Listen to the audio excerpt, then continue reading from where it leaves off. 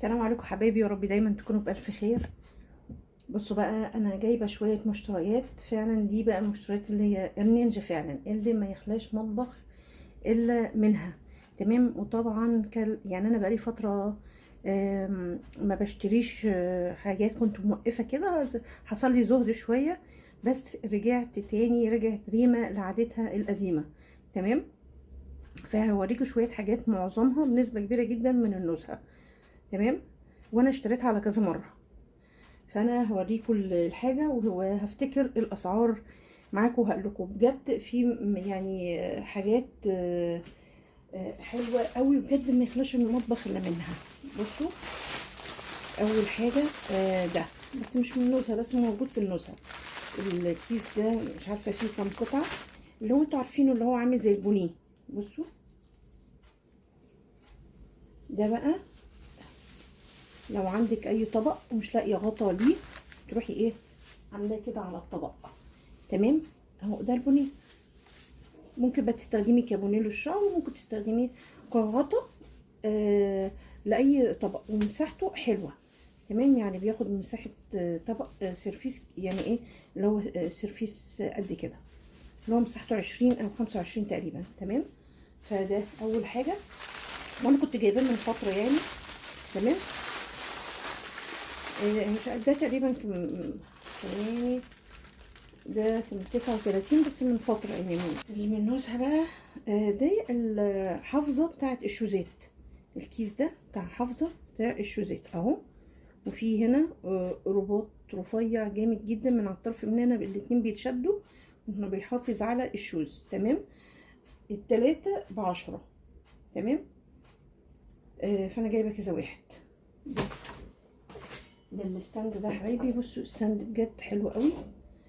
لو الرف بتاع المطبخ بتاعك العلو بتاعه عالي شوية، فاحنا ممكن، طبعا هو مش باين عشان الرخامة هو اسود والرخامة سودة، فاحنا ممكن نعمل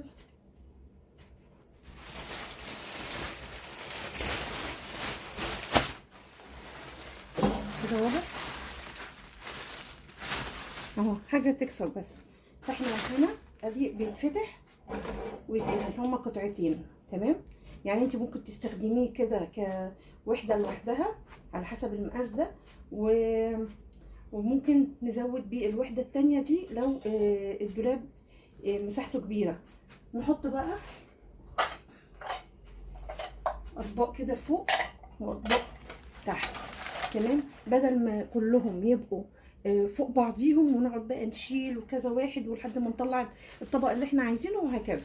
فبجد حلو يعني. انا كنت اول ما جبته رحت حاطاه في الظرف على طول، بس عشان بصور شلته قلت اوريه لكم.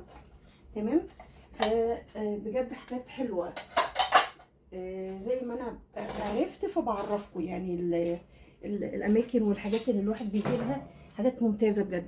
بما ان الشنطه اللي انا كنت حطاها بتسند دي، ده اللي هو، بصوا اللي هو ايه، ده معروف، اللي هو منع الطرطشه، اللي هو بيتحط حوالين الطاسه او الحله. تمام. انا كنت فاتحه واحد، انا جايبه كذا واحد، يعني انا مش هروح على واحد هناك يعني وكده. بالنسبه للستاند ثمنه 75، في منه الابيض والاسود. طبعا انا كنتش عارفه ان في ابيض. تمام. فلقيت الاسود فجبته، فعادي يعني. ده بقى اهو بيتحط كده، بصوا بالشكل ده كده اهو. ونحط الحاجه، الطاسه او الحله هنا، اي بخار او اي حاجه، ده بيحافظ الرخامه بتاعتك لناحيه البوتاجاز ما تتبهدلش. تمام. فده بالنسبه منع الطرطشه، ده بالنسبه لمنع الطرطشه. تمام. منع الطرطشه ده الواحد ب25 جنيه. تمام. نيجي بقى للوقفه ديت. بصوا دي عارفين اللي هي الجردل اللي بروحين دوت، الرفيع جدا. تمام. اللي كان فيه منه تركي وفي كده، اللي هي الممسحه اللي هي بتاعت الباركيه دي. تمام. انا كنت جايبه الجردل طبعا مع الممسحه دي. الممسحه دي كانت اتكسرت، فانا لقيتها موجوده هناك ومعاها يعني ممكن نستخدمها للجردل بكده يعني، ومعاها غيار. تمام، وادي اليد بتاعتها. تمام اهي ماشي، بس بتبقى هي مفكوكه وانتوا ايه بتركبوه اليد وكده يعني. تمام، هي بغيار. تمام، وممكن نستخدم دي معاها لو احنا مش عايزين نستخدم الجردل، يعني الجردل بتاعها مش متوفر. ممكن نستخدم اي جردل عادي او طبق عادي، وبتستخدم كده اهو، اللي هي ليها طريقه كده بتدخل تقريبا يعني، وايه وبندخلها في العمليه ان هي الجنب ده بيبتدي ان هو يعصر، يعمل عمليه عصر للميه، يقلل لها وكده يعني. اقول لكم الفكره. والبتاع دي زي ما انا قلت لكم بتعمل عمليه ان هي بتقلل الميه، بتنشفها. ده كان ب90. ماشي. طبعا المريله دي معروفه، انا عندي منها كذا واحده، وهنا عشان بحب المريله وكده فجبتها. دي ب35. ليها بصوا هي عباره عن جلد، والجناب بتاعتها اللي هي حته قطيفه كده من الجناب. بصوا في طرف. تمام اهي، ده الشكل ده معروفه يعني. بصوا دي اللي هي الارجل، بتتركب في رجل الكرسي. تمام، الباكت ده 8 تركب في رجل الكرسي، عشان لو رجل الكرسي بيزيق كده لما بتيجوا تشدوه على الارض ولا حاجه، فلما بنركب دي فيها في الرجل من تحت كده بتمنع صوت التجريح او صوت الزق والتزييق وكده يعني. الباكت من ده ب45 تقريبا، 45. انا بقول تقريبا ده فيه 8. تمام. ستيكر بتاع التوابل.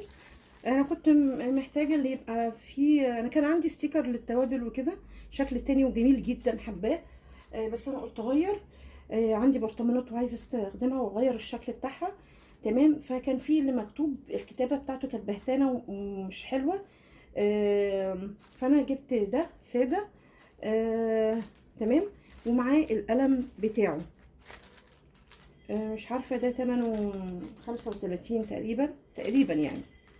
تمام، فحلو بجد. ومعايا المردانه الصغيره. تمام، الستانلس. دي حلوه برضو، دي ب55. هنا حجم كبير وحجم صغير. نيجي بقى الحاجه كده ظريفه يعني. هو احنا طبعا مش شيفات يعني وكده، بس برضو قلت الامر ما يسلمش، فجبت اللي هي الحمايه بتاعه الصباع. لو انا بقطع بقى حاجه وبسرعه بسرعه بسرعه بسرعه كده، اذا كان خضروات ومش عارفه ايه، وبعملها بسرعه سلايزات كده بسرعه. تمام، فانا بركب الصباع ده هنا وعشان يحمي صباعي. ده كان ب11 جنيه اهو، ستانلس ستيل ستانلس ستيل. نيجي بقى الترمومتر. تمام، ده اللي هو بتاع المطبخ. في ديك رومي. اذا كان بقى هنستخدمه للحوم بنعرف درجة حرارتها كام، او بنستخدمه في الحلويات. فما يغنيش برضو ان يكون عندنا حاجة زي كده، لان ساعات الحاجة عندنا على حاجة بسيطة بتبوظ بسبب ما بنعرفش درجة الحرارة بالظبط يعني. تمام، وثمنه رخيص جدا، 35 على ما اعتقد. تمام، اللي هو اللي هو ايه الورق الحراري دوت، اللي هو بتاع الاير فراير. تمام، فده انا كنت جايبه دول مش عارفه كانوا 40 تقريبا ولا ايه، بس انا طبعا استخدمت منه. ده كان ب40 جنيه. تمام، وفي نفس ما رحت مره تانية جبت بقى اللي هو السيليكون. تمام، لان انا مش كل شويه بقى هجيب ب40 جنيه وكده يعني، مع ان ابو 40 يعني فيه كميه ورق حلوه، بس انا جبت ده. تمام، تفاصيل تاني يعني. ده ب45 جنيه. كنت انا حابه ان انا اجيب اللي هي الويسك بتاع ايكيا. تمام، وكنت شفته قبل كده وكان غالي هناك. بالرغم ان هو كان قدامي كتير جدا في ايكيا، وانا ما كنتش فاكره ان انا اجيبه يعني. بحس بقول ايه لعبه العيال دي.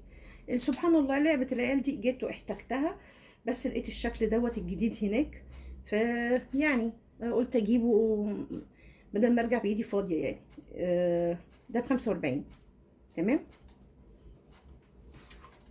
معانا بقى حبايبي مانع التسريب اللي بيتحط حوالين الحوض. طبعا انا عندي الحوض يعني ما كانش معمول كويس، وعملت له سيليكون، وعملت له بعد كده اللي هو الرخام وكلام من ده.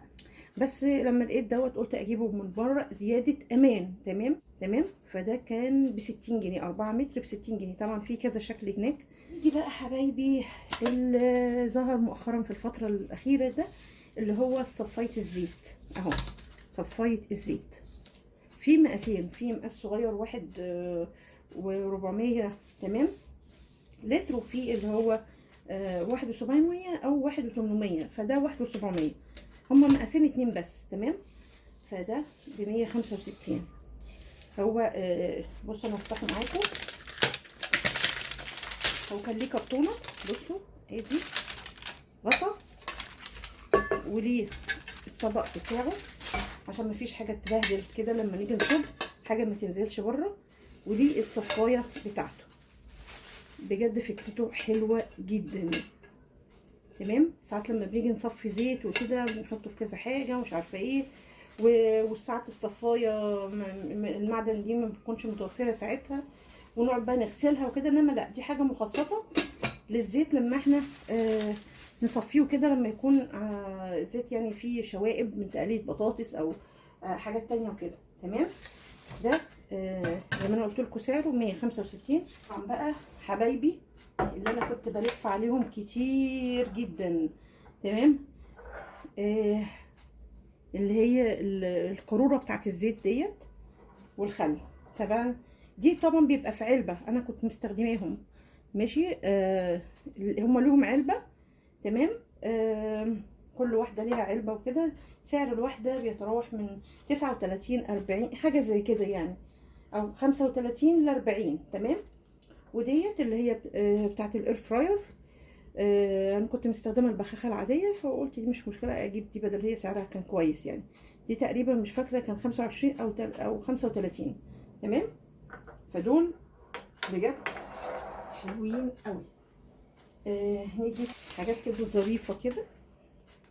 تمام. بصوا الفوط دي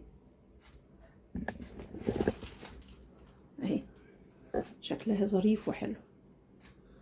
دي الواحده من دي ب10 جنيه. انا جايبه 2 فلونكه كده، وشكلها حلو، يتحط كده للتنشيف بتاع الايد. تمام. وجبت الستيكر اللي هو دبل فيس الشفاف ده ب55. من دي من حاجات محلات بقى تانية كده يعني. وده الكوستر اللي هو بتاع الشاي اللي بيتحط يعني للشاي مش عارفه ايه. فانا جايباه عشان لو على الكومودينو عندي ولا حاجه، فبحط ساعات كوبايه الشاي. طبعا كده كده بره في الليفينج في حاجات مخصصه للليفينج يعني، بس انا دي جايباها للغرفه. ده ب20 جنيه. هو ليه القعده بتاعته. تمام. فدي حاجات ظريفه، انا كنت جايبه منها من زمان اساسا. ونيجي بقى لاخر حاجه كانت عندي، وبعد كده رفضت الفكره بتاعتها ورجعت ليها تاني. المطبقيه دي. المطبقيه دي في منها نوعين، نوع اللي هو من غير القعده كده. تمام. وفي نوع بالقعده ليها ارجل وليها مصرف يعني بالميه بتنزل على الحوض على طول. طبعا دي ليها سعر ودي ليها سعر، وانا اخترت اقل حاجه طبعا يعني. فالمطبقيه دي ب90 جنيه. تمام. التانية اللي هي بالارجل وكده يعني بيتراوح سعرها 170، مش عارفه بقى ايه يعني، ممكن 185 وهكذا يعني. فانا قلت لا، على ايه يعني نوفر شويه. عادي دي انا ممكن اوفق لها، احط لها صينيه من عندي وخلاص يعني. يعني قضيت يعني مفيش مشكله. تمام. وناقص بقى الفرق نستفاد بيه في حاجه تانية. فدي احطها جنب الحوض بقى يعني هتغنيني شويه على الصفايه اللي انا كنت جايباهم. تمام. اللي هي الحاجات اللي زي دي. طبعا انا جايبه منها كذا واحده. تمام. فانا يعني بدل ما ببقى حاطه هنا على الرخامه وزحمه الدنيا، لا الحاجه تتحط هنا. ولو في حاجه زياده ممكن تتحط على الرخامه، لو ما لان انا بغسل في الغساله وبغسل على ايدي الاتنين يعني. تمام. فما يغنيش ان احنا برضو المطبقية هتنفعنا بجد. ده الموديل اللي هو بتاع ايكيا، دي اسمها مطبقية ريكي، تمام، سعرها 90 جنيه. واللي بالقعدة زي ما قلت لكم، انا بعيد الكلام تاني، ب170، والسعر بيتراوح من 170 175 185 وهكذا. ودي كانت مشترياتي. يا رب تكونوا استفدتوا من الفيديو والاسعار، تمام. وان شاء الله تروحوا وتجربوا. انا يعني بجد انا انبسطت جدا ان انا جبت حاجات فعلا فعلا انا كنت محتاجاها. فاشوفكم على خير ومع مشتريات تانية.